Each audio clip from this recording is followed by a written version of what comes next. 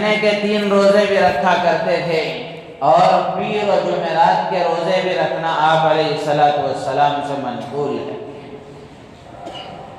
اور چھٹا سبب بتایا گیا کہ آدمی 40 دن تکبیر اولیٰ کے ساتھ نماز کے پڑھنے کا اہتمام کرتا ہے، جماعت کے ساتھ نماز ادا کرتا ہے، اللہ تعالی جہنم سے نجات کا پروانہ اس کو عطا فرماتے ہیں۔ من صلی للہ 40 یوما فی جماعت یدرک التکبیرۃ الاولیٰ کتب لہ براءۃ، کہ جو آدمی 40 دن اللہ کی رضا کے خاطر، اللہ کو راضی کرنے کے جذبے سے جماعت کے ساتھ تکبیر اولیٰ کے اہتمام کے ساتھ 40 دن اگر کوئی آدمی نماز پڑھتا ہے، کتب لہ براءۃ، 2 پروانے اللہ اس کو عطا فرماتے ہیں، براءۃ من النفاق و براءۃ من النار، نفاق سے براءت کا پروانہ اللہ اس کو عطا فرماتے ہیں کہ اس کے اندر نفاق نہیں ہے، یہ منافق نہیں ہے۔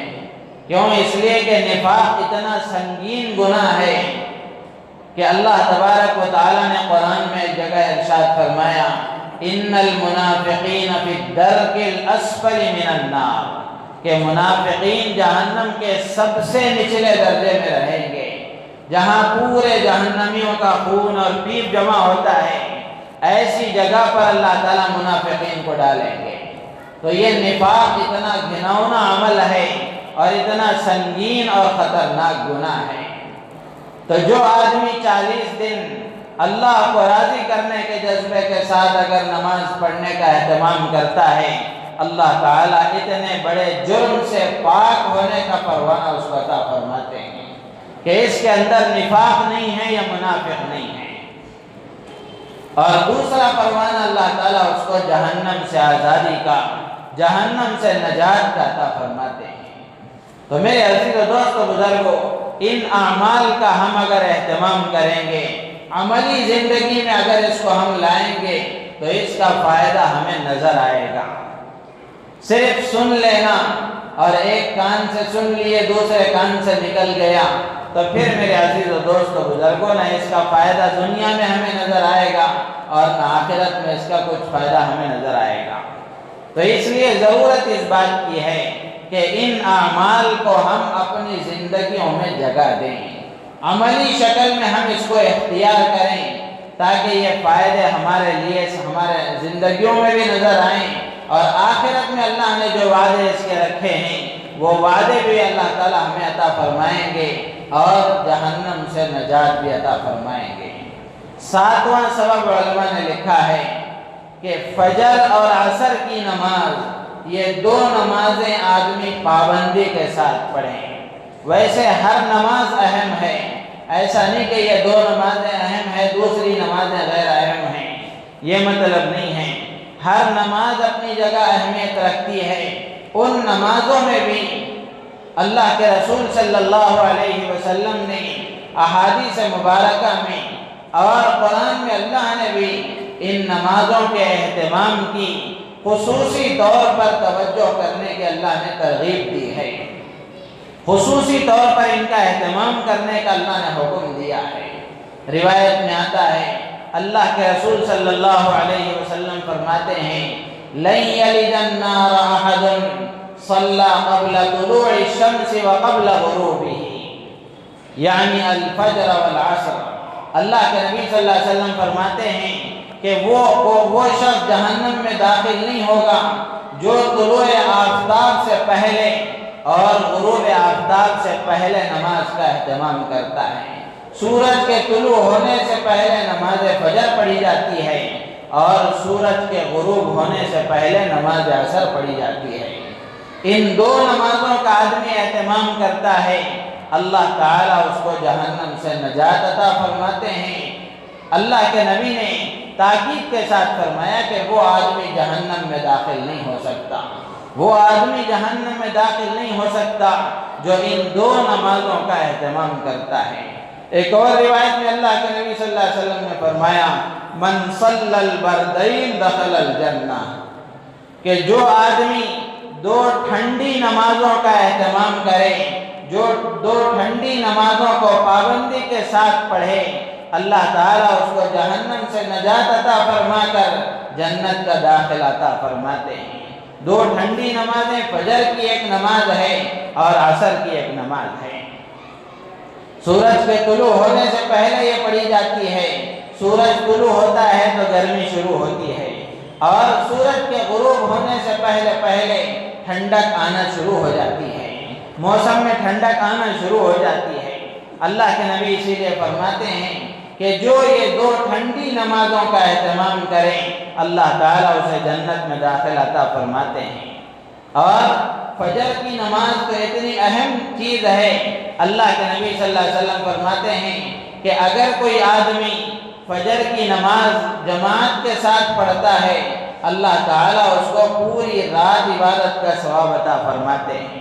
پوری حدیث اس طرح ہے کہ من صلی العشاء فی جماعت فکأنما قام نصف اللیل، کہ جو آدمی عشاء کی نماز جماعت کے ساتھ پڑھتا ہے تو اللہ تعالیٰ اس کو آدھی رات عبادت کرنے کا ثواب دیتے ہیں۔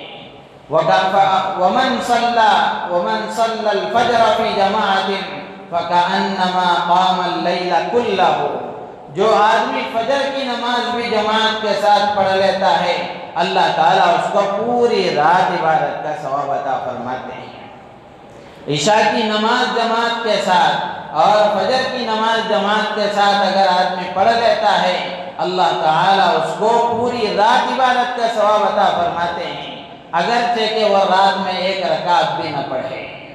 تو کتنی عظیم چیز ہے اور کتنی اہمیت کی حامل یہ نماز ہے، تو اس لیے ہمیں چاہیے کہ ہم نماز فجر کا بھی اہتمام کریں، فجر کی نماز کے پڑھنے کی عادت ڈالیں اور فجر کی نماز کی پابندی کریں۔ بہت سے لوگوں کو دیکھنے میں آتا ہے کہ کچھ لوگ نماز فجر میں آتے ہیں، نماز فجر کی جب بات آ گئی تو ایک بات یہ بھی عرض کر دوں، نماز فجر کی جماعت ہو چکی ہوتی ہے، جماعت کے ختم ہو جانے کے بعد کچھ لوگ آتے ہیں، آ کر وہ نہ وقت دیکھتے ہیں کچھ دیکھتے ہیں، آ کر سیدھے نماز پڑھنے کے لیے کھڑے ہو جاتے ہیں، حالانکہ وہاں مکروہ وقت شروع ہو چکا ہوتا ہے۔ تو اس لیے جماعت کے بعد جو بھی آدمی آئے اس کو چاہیے کہ وہ سب سے پہلے وقت دیکھے کہ کتنا وقت باقی ہے، اس وقت میں فرض پڑھ سکتا ہوں یا دو سنت بھی پڑھ سکتا ہوں۔ کچھ لوگ ایسے بھی ہوتے ہیں ان کی عادت ہوتی ہے وہ سنت بھی پڑھتے ہیں فرض بھی پڑھتے ہیں، لیکن بالکل آخری وقت ہوتا ہے وہ آ کر سنت پڑھنے کے لیے کھڑے ہو جاتے ہیں، یہ سنت پڑھ کر فارغ ہوتے ہیں وہاں مکروہ وقت شروع ہو جاتا ہے۔ تو اس لیے آ کر سب سے پہلے وقت دیکھنا چاہیے کہ کتنا وقت باقی ہے، اس وقت میں صرف 2 رکعت فرض پڑھ سکتا ہوں یا 4 رکعت فرض سنت اور فرض دونوں ملا کے پڑھ سکتا ہوں۔ اگر صرف فرض کا وقت باقی ہے تو صرف آدمی فرض پڑھ لے، اگر سنتوں کے ساتھ پڑھنے کا وقت باقی ہے تو سنتیں بھی پڑھ لے۔ اور کچھ لوگ وہ ہوتے ہیں بالکل آخری وقت ہوتا ہے، مکروہ وقت کے شروع ہونے کے لیے 1 منٹ یا 2 منٹ باقی ہوتے ہیں، وہ نماز کی نیت باندھ کر کھڑے ہو جاتے ہیں، حالانکہ ان کی نماز نہیں ہوتی، اور وہ اس خوش فہمی میں ہوتے ہیں کہ میں نے فجر کی نماز پڑھ لی۔ تو اس لیے وقت کا خیال رکھنا چاہیے، وقت کو دیکھنا چاہیے کہ کتنا وقت باقی ہے یا وقت ختم ہو چکا ہے، مکروہ وقت شروع ہو چکا ہے، اس کا خیال رکھ کے نماز پڑھنا چاہیے۔ تو خیر میں یہ عرض کر رہا تھا کہ اگر کوئی آدمی فجر کی نماز پابندی کے ساتھ پڑھتا ہے اللہ تعالیٰ اس کو جہنم سے نجات عطا فرماتے ہیں۔ ویسے بہت سے فائدے حدیثوں میں فجر کی نماز کے بیان فرمائے ہیں، ان میں سے ایک بڑا فائدہ یہ ہے اللہ تعالیٰ اس کو جہنم سے نجات عطا فرماتے ہیں۔ اور عصر کی نماز کتنی اہم ہے، خود قرآن میں اللہ نے اس کا حکم دیا ہے، حافظوا علی الصلوات والصلاۃ الوسطی، کہ تم نمازوں کی پابندی کرو، خاص طور سے درمیانی نماز، صلاۃ وسطیٰ کا اہتمام کرو، صلاۃ وسطیٰ کی پابندی کرو۔ علماء لکھتے ہیں کہ یہاں صلاۃ الوسطیٰ سے مراد نماز عصر ہے، نماز عصر کی پابندی کرو۔ اور حدیث میں اللہ کے نبی صلی اللہ علیہ وسلم نے فرمایا کہ جو آدمی عصر کی نماز کو چھوڑ دیتا ہے وہ ایسا ہے جیسے کہ اس کے اہل و عیال سب چھین لیے گئے، سب ختم ہو گئے، کہ اس کا مال اور اس کے اہل و عیال سب آدمی کے ہلاک ہو جائیں اور اس کے پاس کچھ بھی نہ رہے، تو یہ کتنا بڑا خسارہ آدمی کے لیے ہوتا ہے۔ اللہ کے نبی فرماتے ہیں عصر کی نماز اگر کوئی آدمی چھوڑ دیتا ہے تو یہ اس سے بڑا خسارہ ہے۔ ایک اور روایت میں تو اللہ کے نبی نے یہاں تک فرمایا من ترک الصلاۃ فقد حبط عملہ، کہ جو آدمی عصر کی نماز کو چھوڑ دیتا ہے وہ ایسا ہے کہ گویا اس کے سارے اعمال اکارت ہو گئے، بیکار ہو گئے۔ تو اہمیت کے لیے اللہ کے نبی صلی اللہ علیہ وسلم نے خصوصی طور پر اس کی توجہ دلائی ہے۔ تو اس لیے ہمیں چاہیے کہ ہم دیگر پوری نمازوں کی بھی پابندی کریں، سب کا بھی اہتمام کریں، خاص طور سے نماز فجر کا اور نماز فجر عصر کا اہتمام کریں۔ تو یہ بھی ایک سبب علماء نے لکھا ہے جہنم سے نجات حاصل کرنے کا۔ یہ کوئی بڑے بڑے عمل نہیں ہیں، کوئی بڑے مشکل عمل نہیں ہیں، یہ تو روزمرہ جس کو ہم انجام دے سکتے ہیں، جس کو ہم بآسانی کر سکتے ہیں، ایسے اعمال ہیں۔ بس بات اتنی ہے کہ ہم اس نیت کے ساتھ، تھوڑی توجہ کے ساتھ اگر ہم اس کا اہتمام کریں گے، اللہ تعالیٰ اپنے یہ سارے وعدے ہمارے حق میں پورے فرمائیں گے۔ اور 8واں سبب علماء نے لکھا ہے جہنم سے نجات حاصل کرنے کا کہ ظہر سے پہلے کی 4 رکعت سنتیں اور ظہر کے بعد 4 رکعت آدمی پڑھنے کا اہتمام کریں۔ جو آدمی ظہر سے پہلے کی 4 رکعت سنتیں اور ظہر کے بعد 4 رکعت پڑھنے کا اہتمام کرتا ہے، اللہ کے نبی صلی اللہ علیہ وسلم نے حدیث میں فرمایا اللہ تبارک و تعالیٰ اس کو جہنم پر حرام فرما دیتے ہیں۔ من حافظ على 4 ركعات قبل الظهر و4 بعدها حرمه الله على النار۔ اللہ کے نبی فرماتے ہیں کہ جو آدمی ظہر سے پہلے 4 رکعت سنت مؤکدہ ہیں ان کا اہتمام کرتا ہے اور ظہر کے بعد 4 رکعت، 2 رکعت سنت مؤکدہ ہیں اور 2 رکعت نفل ہیں، اس کا اہتمام کرتا ہے، اللہ تعالیٰ اس کو جہنم پر حرام کر دیتے ہیں۔ اللہ تعالیٰ اس کو جہنم پر حرام کر دیتے ہیں۔ کتنا آسان عمل ہے کہ 4 رکعت ہم پہلے پڑھ لیں اور 4 رکعت بعد میں پڑھ لیں، اس میں کتنا وقت صرف ہوتا ہے۔ اگر یہ چھوٹا سا عمل ہے اس کا ہم اہتمام اور پابندی کریں گے، اللہ تعالیٰ جہنم سے نجات عطا فرمائیں گے۔ اور ظہر سے پہلے کی 4 رکعت جو سنت مؤکدہ ہیں یہ بڑی اہمیت کی حامل ہے۔ علماء نے تو یہاں تک لکھا ہے احادیث کی روشنی میں کہ یہ ظہر سے پہلے کی جو 4 رکعت سنتیں ہیں یہ گویا تہجد کے قائم مقام ہیں، تہجد کے برابر ہے۔ اگر کوئی آدمی تہجد نہیں پڑھ سکا، ظہر سے پہلے کی 4 رکعت پڑھتا ہے، گویا اس کو تہجد پڑھنے کا اللہ تعالیٰ ثواب عطا فرماتے ہیں۔ تو اس لیے ظہر سے پہلے کی 4 رکعت سنتوں کا بھی ہم اہتمام کریں اور ظہر کے بعد 4 رکعت کا بھی اہتمام کریں۔ کبھی ایسا ہوتا ہے کہ ہم نماز کے لیے آتے ہیں، ظہر سے پہلے سنت پڑھنے کا موقع نہیں ہوتا تو ہم کیا کریں؟ ذہن میں بات پیدا ہوتی ہے۔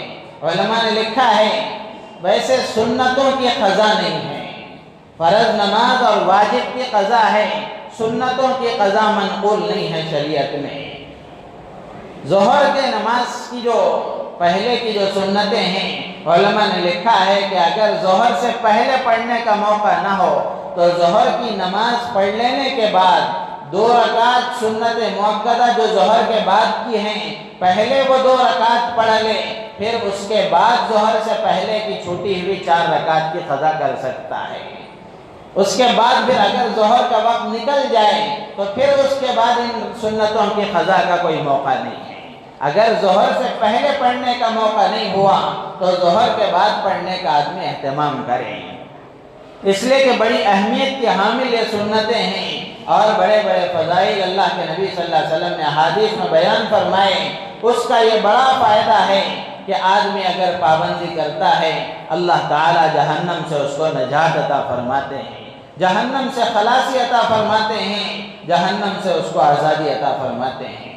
تو یہ 8واں اور 9واں سبب ہوا۔ 9واں سبب علماء لکھتے ہیں جہنم سے نجات کے حاصل کرنے کا کہ آدمی اللہ کے ڈر اور خوف کی وجہ سے روئے۔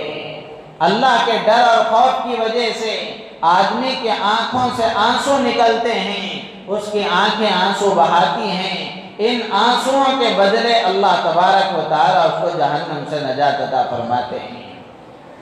کبھی زندگی میں ایسا ہوتا ہے، ہمیں اہتمام کے ساتھ اپنی تنہائیوں میں بیٹھ کے سوچنا چاہیے، کیا کبھی ایسا موقع بھی ہمارے زندگی میں پیش آیا کہ اللہ کے ڈر اور خوف کی وجہ سے ہماری آنکھوں سے آنسو نکلے ہوں؟ اللہ کا ڈر اتنا غالب ہوا، اللہ کا خوف اتنا غالب ہوا کہ ہماری آنکھوں سے آنسو جاری ہو گئے۔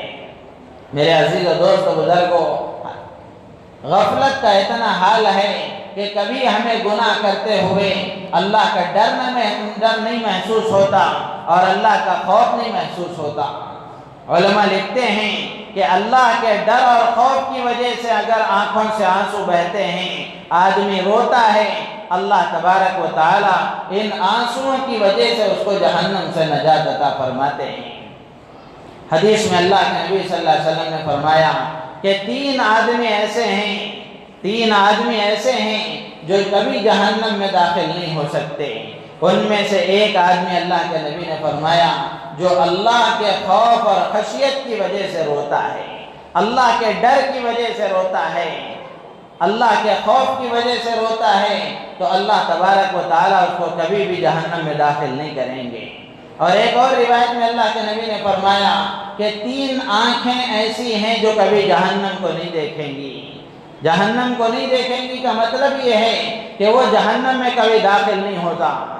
ان میں سے ایک آدمی وہ ہے، ایک آنکھ وہ ہے جو اللہ کے ڈر اور خوف کی وجہ سے آنسو بہائے، اللہ کے ڈر اور خوف کی وجہ سے آنسو بہائے۔ یہ بڑی بات ہے کہ آدمی کو اللہ کا خیال آئے اور قیامت کے دن اللہ کی بارگاہ میں کھڑے ہونے کا خیال کرے کہ کل اللہ کی بارگاہ میں کھڑے ہونا ہے اور اللہ کے دربار میں کھڑے ہو کر اپنی زندگی کا حساب دینا ہے۔ وہاں میرا کیا حال ہوگا؟ اللہ کے سامنے کھڑے ہونے کے ڈر سے آدمی کے آنکھوں سے آنسو نکلتے ہیں اور اللہ کی ہیبت اس پر طاری ہوتی ہے، تو اللہ تعالیٰ اس کو جہنم سے نجات عطا فرماتے ہیں۔ قرآن میں بھی اللہ نے فرمایا وَأَمَّا مَنْ خَافَ مَقَامَ رَبِّهِ وَنَهَى النَّفْسَ عَنِ الْهَوَىٰ فَإِنَّ الْجَنَّةَ هِيَ الْمَأْوَىٰ۔ جو آدمی اللہ کے سامنے کھڑے ہونے سے ڈرتا رہا اور اللہ کی بارگاہ میں کھڑے ہونے سے ڈرتا رہا اور اپنے نفس کو برے کاموں سے روکتا رہا، خواہشات نفس سے بچ کر زندگی گزارتا رہا، اللہ تعالیٰ فرماتے ہیں فَإِنَّ الْجَنَّةَ هِيَ الْمَأْوَىٰ کہ جنت اس کا ٹھکانہ ہوگا۔ ہارون رشید رحمۃ اللہ علیہ کے زمانے میں یہ واقعہ پیش آیا کہ ایک مرتبہ ہارون رشید رحمۃ اللہ علیہ نے پوچھا کہ میں یہ کیسے معلوم کروں کہ میں جنتی ہوں یا جہنمی ہوں، میں جنتی ہوں یا جہنمی ہوں، مجھے اس کا کیسے پتہ چلے گا؟ علماء جمع تھے، علماء سے انہوں نے پوچھا تو کسی ایک بڑے عالم دین نے جواب دیا کہ کیا کبھی تمہاری زندگی میں ایسا موقع آیا ہے کہ تنہائی میں کبھی اللہ کا ڈر اور خوف تمہیں محسوس ہوا اور اللہ کے سامنے کھڑے ہونے سے ڈر کر کبھی تمہاری آنکھوں سے آنسو نکلے ہوں اور کبھی تم نے اللہ کے دربار میں کھڑے ہونے کا خیال کر کے اللہ کی ہیبت تم پر طاری ہوئی ہو؟ کیا تمہاری زندگی میں کبھی ایسا واقعہ پیش آیا، ایسا موقع کبھی پیش آیا؟ تو ہارون رشید رحمۃ اللہ علیہ کہنے لگے کہ ایسا تو بہت مرتبہ ہوا ہے، ایسے واقعات تو پیش آئے ہیں۔ تو پھر وہ بزرگ جواب دینے لگے تب تو قرآن کے بیان کے مطابق اللہ تعالیٰ تمہیں جنت میں ٹھکانہ عطا فرمائیں گے۔ یہی آیت انہوں نے پڑھی وَأَمَّا مَنْ خَافَ مَقَامَ رَبِّهِ وَنَهَى النَّفْسَ عَنِ الْهَوَىٰ فَإِنَّ الْجَنَّةَ هِيَ الْمَأْوَىٰ کہ جو آدمی اللہ کے سامنے کھڑے ہونے سے ڈرتا رہا اور خواہشات نفس سے بچ کر زندگی گزارتا رہا، اللہ تعالیٰ اس کو جنت میں ٹھکانہ عطا فرمائیں گے۔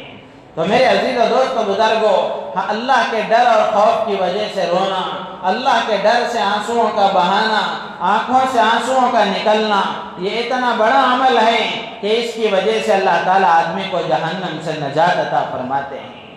تو یہ اعمال ہیں، ان اعمال کو ہم صرف سننے کی حد تک نہ رکھیں، عملی شکل میں اس کو لائیں تاکہ اس کے فائدے ہمیں نظر آئیں۔ اور بھی اسباب علماء نے لکھے ہیں۔ ایک سبب علماء نے یہ بھی لکھا ہے کہ لڑکیوں کی پرورش کرنا، اولاد کا دینا نہ دینا یہ اللہ کے اختیار میں ہے۔ اللہ تعالیٰ کسی کو اولاد دیتے ہیں اور کسی کو لڑکے ہی لڑکے دیتے ہیں، کسی کو لڑکیاں ہی لڑکیاں دیتے ہیں، کسی کو دونوں بھی دیتے ہیں اور کسی کو دونوں سے بھی محروم رکھتے ہیں، اولاد بھی نہیں دیتے۔ یہ اللہ کے اختیار کی چیز ہے، دنیا کی کوئی طاقت نہیں ہے اللہ کسی کو اولاد نہ دینے کا فیصلہ کریں۔ دنیا کے کوئی ڈاکٹر ایسے نہیں ہیں جو اسے اولاد دے سکیں۔ کسی دوائی میں یہ تاثیر نہیں ہے کہ آدمی اللہ کی طرف سے فیصلہ نہ دینے کا ہو اور ان دوائیوں کی وجہ سے اس کو اولاد مل جائے، ایسا ہو نہیں سکتا۔ اولاد کا دینا نہ دینا یہ اللہ ہی کے اختیار میں ہے۔ تو اگر اللہ تعالیٰ کسی کو لڑکی عطا فرما دیں تو جاہلیت کے زمانے کی طرح عمل آدمی نہ کرے کہ اس کو عار نہ سمجھے، اپنے لیے شرمندگی نہ سمجھے اور بیوی کو ملامت نہ کرے، اس کو نہ کوسے اور اس کو نہ ڈانٹے اور نہ ڈپٹے، اس لیے کہ اس کا کیا قصور ہے، اس کے بس کی یہ چیز ہے ہی نہیں، اس کے اختیار کی یہ چیز ہے ہی نہیں۔ تو اللہ تعالیٰ کسی کو لڑکی عطا فرما دیں اور وہ اس کی اچھی طرح پرورش کرے، آگے چل کر کوئی واقعہ ایسا پیش آیا، کوئی حالات ایسے پیش آ گئے، اس کی وجہ سے، لڑکی کی وجہ سے کوئی پریشانی کا سامنا کرنا پڑا اور ماں باپ اگر اس کو برداشت کرتے ہوئے اس کے حق میں اور اس کے ساتھ حسن سلوک کا معاملہ کرتے ہیں، اللہ کے نبی صلی اللہ علیہ وسلم فرماتے ہیں کہ یہ لڑکیاں ان کے لیے جہنم سے حجاب بنیں گی، یہ لڑکیاں ان کے لیے جہنم سے حجاب بنیں گی۔ من ابتلی من هذه البنات بشيء فاحسن الیہن کن لہ سترا من النار۔ اللہ کے نبی فرماتے ہیں کہ کسی آدمی کو ان لڑکیوں کی وجہ سے کسی مصیبت میں مبتلا کیا گیا، کوئی آزمائش کا موقع پیش آیا اور اگر آدمی ان لڑکیوں کے ساتھ حسن سلوک کرتا ہے، اچھا معاملہ کرتا ہے، تو یہ لڑکیاں اس کے لیے جہنم سے حجاب بن جاتی ہیں، حجاب آڑ بن جاتی ہیں۔ تو میرے عزیز و دوستو بزرگوں، لڑکیوں کو بوجھ نہیں سمجھنا چاہیے۔ یہ جاہلیت کا زمانہ، جاہلیت کا جو تصور ہے اس کا کچھ نہ کچھ اثر آج بھی معاشرے میں پایا جاتا ہے۔ اگرچہ آدمی زبان سے نہ کہے لیکن پھر بھی دل میں کچھ نہ کچھ کہیں شوشہ یہ رہتا ہے، کاش لڑکا ہو جاتا تو کتنا اچھا ہوتا۔ لڑکا اللہ کی نعمت ہے تو لڑکی اللہ کی رحمت ہے۔ جس گھر میں لڑکیاں نہیں ہوتی اس گھر والوں سے پوچھو کہ لڑکی کی کیا اہمیت ہے۔ تو اس لیے لڑکی اگر ہو جائے تو ذرا برابر بھی ہمارے اندر شرمندگی اور عار اور خفت محسوس آدمی نہیں کرنا چاہیے۔ خفت محسوس نہ کرتے ہوئے اللہ کا شکر ادا کر کے ان کی صحیح تربیت اور پرورش کرنا چاہیے۔ اگر ان کی وجہ سے کوئی پریشانی کا سامنا کرنا پڑتا ہے، اس پریشانی کو آدمی سر کرتے ہوئے لڑکیوں کے ساتھ حسن سلوک کرتا ہے، اللہ تعالیٰ ان لڑکیوں کو اس کے لیے جہنم سے آڑ بنا دیتے ہیں اور اس کو جہنم سے نجات عطا فرماتے ہیں۔ تو یہ اعمال ہیں، ان اعمال کا اگر ہم اہتمام کریں گے، استحضار کے ساتھ ان اعمال کو عملی شکل دیں گے تو اللہ کی ذات عالی سے امید ہے اللہ تبارک و تعالی ہمیں جہنم سے نجات عطا فرمائیں گے۔ اللہ تعالیٰ سے دعا ہے اللہ تبارک و تعالی ہم تمام کو ان باتوں پر عمل کی توفیق عطا فرمائے اور ان اسباب کو عملی شکل میں اختیار کرنے کی توفیق عطا فرمائے، ہماری نیتوں میں اخلاص پیدا فرمائے۔